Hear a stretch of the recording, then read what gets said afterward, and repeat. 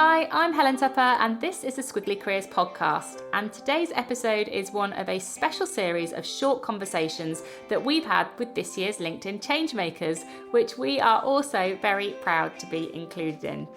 Each of the people is pioneering change in the world of work. They're making an important difference in areas including equality, mental health and sustainability. And we're really looking forward to learning more about how they're all making that change happen and their hopes for the future, and probably even more importantly, how we can all get involved to support their work. So today you're going to hear my conversation with Martin Sibley. Martin is the co-founder and CEO of the Purple Goat Agency. They're a specialist disability and inclusion marketing agencies, and Martin is one of the most influential disabled people in the UK.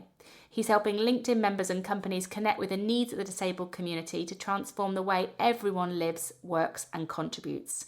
I loved this conversation with Martin because he's really positive to talk to. I got a lot of energy from our discussion, and he's practical and pragmatic. So I learnt and was inspired, and I could have listened to him even longer than this episode that we put together. But thankfully, I'm going to put all of the links that you can follow all of his work beyond this conversation in the show notes too. So let's get started.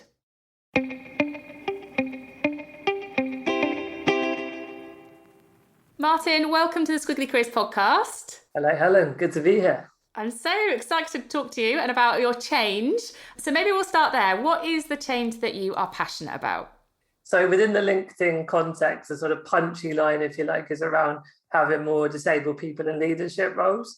And I would say that there's sort of been a broader mission through my life and my career around disability inclusion in general. I've got a disability myself. I'm a wheelchair user. And yeah, it's just a real passion to drive change and have more inclusion of disabled people in the world. And what was the point at which you realised that you wanted to be a really active change maker? So it's something that you were passionate about, it's something that you personally experienced. And I guess, what was there this tipping point when you were like, this is what I want to stand for? Yeah, great question, because particularly in the disability world, I don't know if it transfers into some of the other diversity and inclusion strands, but a lot of the sort of activists with disabilities I know, we've always had this kind of early part of resisting going into that world.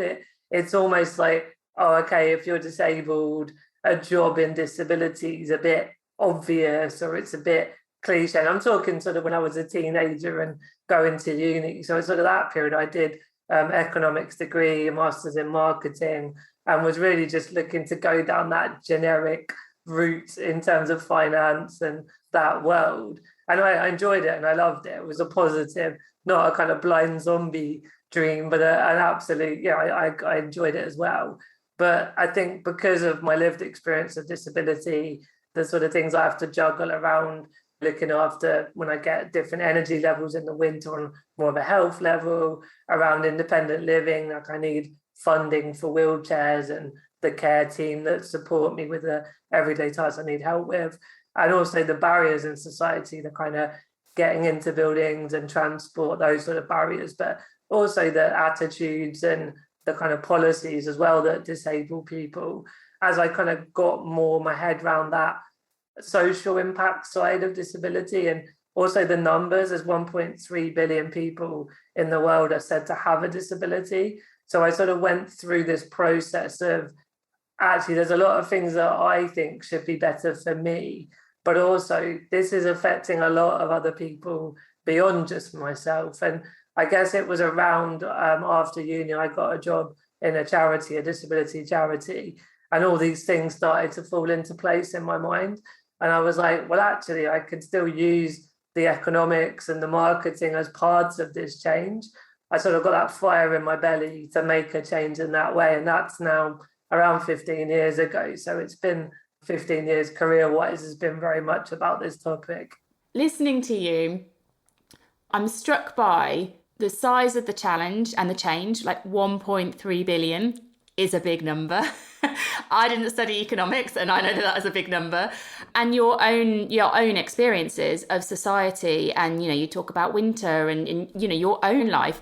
It sounds really hard, and you've sustained that fire in your belly for 15 years, if not longer, because that was probably the point at which you were like, right, I'm going after this. Where does that energy come from? What keeps the fire in the belly going? Yeah, I think there's sort of talk about sticks and carrots in life. And I think one of the sticks in terms of trying to get the world to be more inclusive around disability is the injustice and you look at poverty and the higher unemployment levels. And so I think there's partly a motivation of righting the wrongs that are going on in the world for disabled people. But then the carrot side of it for society is there's a business case around it. There's that 1.3 billion people are consumers. And so if you're a business, and that's sort of more where I'm at now as the day job, so to speak, is running a marketing agency that helps brands to connect with disabled consumers. And I think that carrot is a really big carrot for the businesses. So for me, I think it's learning about the different ways to engage society, different ways to educate society. It's a big task. So there's always different things every day that I get to work on, different kind of projects. I think we have varieties, the spice of life, as they say. And I think it is partly knowing when to switch off. There's been a lot of personal development and self-awareness of when I need a bit of time out from it and a bit of a holiday, but then also to get stuck back in with those new ideas and those new projects that kind of keep that fire burning at the same time. Has there anything, as you've approached this change that you're looking to make in the world, has there anything that you've learned that surprised you, challenged any of your assumptions or expectations you had about it? Yeah, I mean, definitely lots of surprises across the board. I suppose when you look back at the kind of history of disability rights, so now there's a lot more of a business conversation, but originally it was a very political human right conversation. Obviously, that's still going on in many parts around the change we're trying to make, but it's shifted into there are now laws like the Equalities Act and the Human Rights Convention and all those sort of things around disability that were really hard to fight and win those in sort of 70s and 80s. So I think that there's a surprise at the exclusion and the injustice that many disabled people face. There's a surprise how slow it seems to take for change. And like I said earlier, I think there's a lot of similarities with other D&I strands like race and gender and sexuality. Everyone sees that there's a problem and it's like, why can't we just solve this now, But I think positive surprises are around that for all those difficulties and injustices. It's not like very many people set out to do that to disabled people. It's often around lack of awareness and lack of education. And so when you actually start to engage both everyday people and brands, now I'm working with the CMOs at tier 1 brands, they really want to make a difference, a positive change. So I think, there's sort of negative surprises and positive surprises as well. And appreciating that point that this change is hard and it has perhaps been slower than we would want it to be. With the work that you've been doing, is there something that you're particularly proud of over the last 12 months, which is like a signal, like a success signal that the impact that you're having through what you're doing? Well, the obvious one that's brought us together to know each other, Helen, is the LinkedIn change makers that we're involved in. So I think, I've been blogging since 2009. So a lot of my work's been around content creation, building community, and then the sort of impact with the bigger institutions. And there's lots of times you're just plodding on, and you and I, we're not in it really for the awards and the accolades. It's because we really love and believe in what we do. But when a brand like LinkedIn says, do you want to come and be one of our change makers and do a TV ad? And, it'd be silly to pretend that doesn't stroke the ego a little bit, but also it's a nice signal that the work I've done has been recognised, and it's an amazing opportunity to scale up what I'm doing and what I say. I've got lots of allies and colleagues in the disability world. I think it's going to help the whole community get a lot more eyeballs as well. Oh, I agree. I think it's brilliant for the work to be recognised by an organisation and a platform like LinkedIn, and then to kind of reach more people through it. It's really, really exciting. And so beyond this year then, how optimistic and positive do you feel about this change for the future? I mean, I'm generally a very positive, optimistic person. So drilling it down to a couple of everyday things I face. I've gone on holidays, I've vetted it, researched the, accessibility, inverted commas, arrived and I can't get in the hotel or I can't use the shower there. Like really those sort of what should be really basic things that just still aren't quite right. So it would be very easy to get more in the frustration and the pessimism of, well, we're still having these same conversations that we were having 20, 30 years ago. But I think actually when you look over decades and generations, historically, there is a lot of progress and a lot of positive change. So I think it's only fair to extrapolate that in the future, that we will still see those longer term improvements. I think the other reason for optimism is looking at I'm now in my late 30s, so I'm starting to not be called a young kind of activist or a young change maker anymore, but seeing those other people coming up in their sort of 20s with disabilities that are banging the drum and using the sort of new tools that are out there around social media and kind of TikTok and how they're using TikTok for social change is really exciting as well. So yeah, I'm definitely optimistic that we're on the right path, but I think there's a bit of a patience you have to carry with that as well.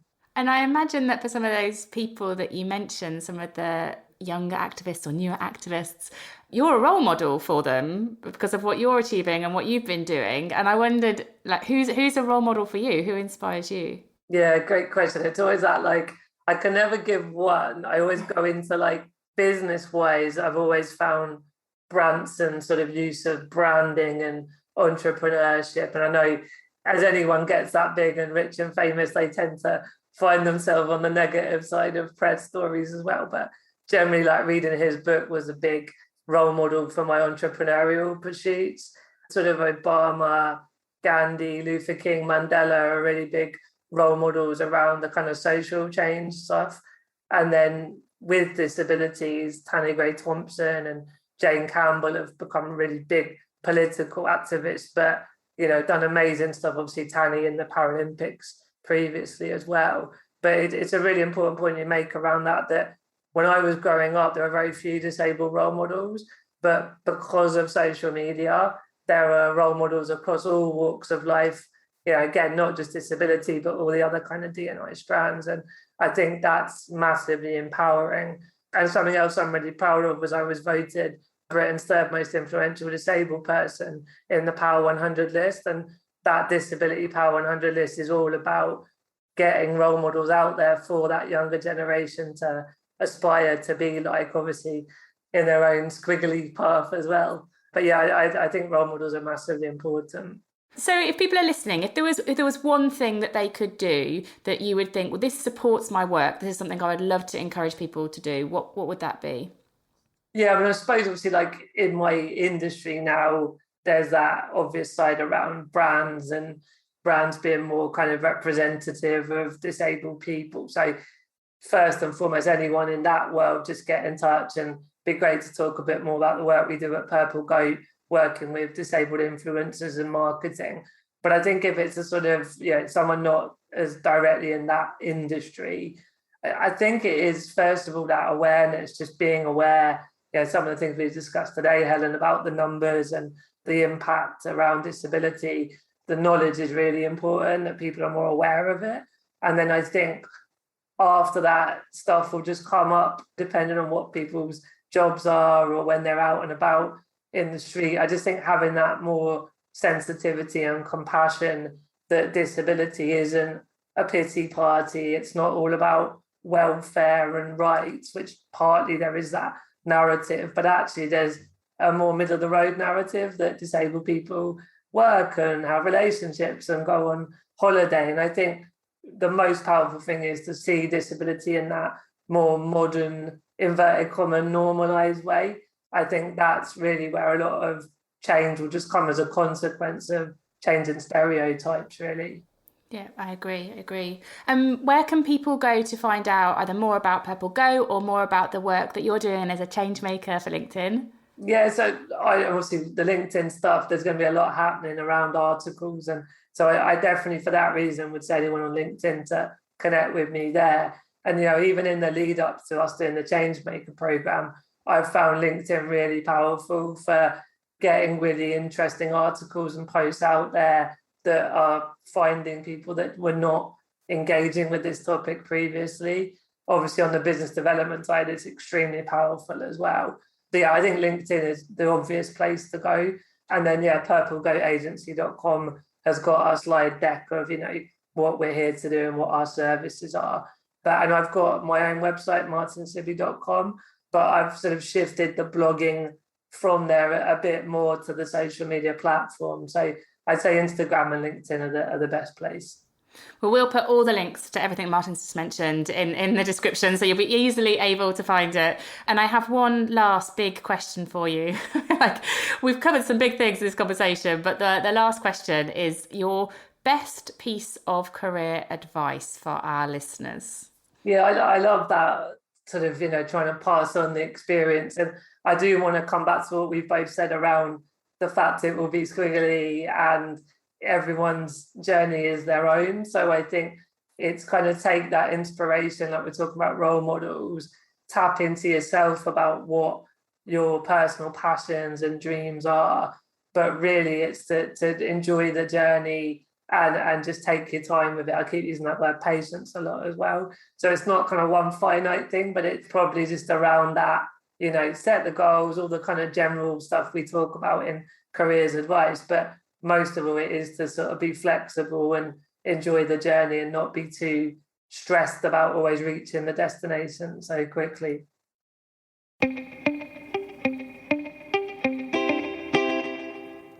Thank you so much for listening to today's special episode of the Squiggly Careers Changemakers podcast. And if you would like to learn more about Martin's work, you can find all the links in our show notes. And don't forget that we've got lots of other short conversations with LinkedIn Changemakers, including Layla Ajarali sharing her work on sustainability, and also Andrew McCaskill, who I had a conversation with, talking about job search and how do we end job search misery. So that was a really enlightening, insightful conversation as well. But we will be back again with you very soon, and I shall say bye for now. Thanks, everyone.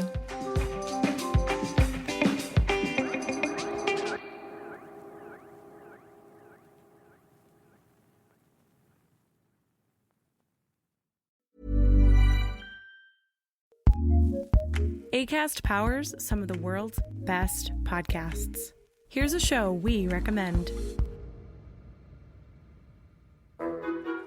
Hey everyone, Cameron Abadi here, Deputy Editor at Foreign Policy. So when I think about economics podcasts, the words fun or exciting don't really come to mind. Then I started working with Adam Tooze. Readers of FP know Adam as an economic historian and a popular author. But he's more than that. In some ways, he's an encyclopedia about everything. How a big multinational like Ford or GM operates has a huge impact on By 2018, life expectancy was 78.5, where we historically unprecedented increase in poverty. On each episode of Ones and Twos, Adam Tooze and I will unpack several data points. I'm pretty sure you won't look at the world the same way. Acast recommends.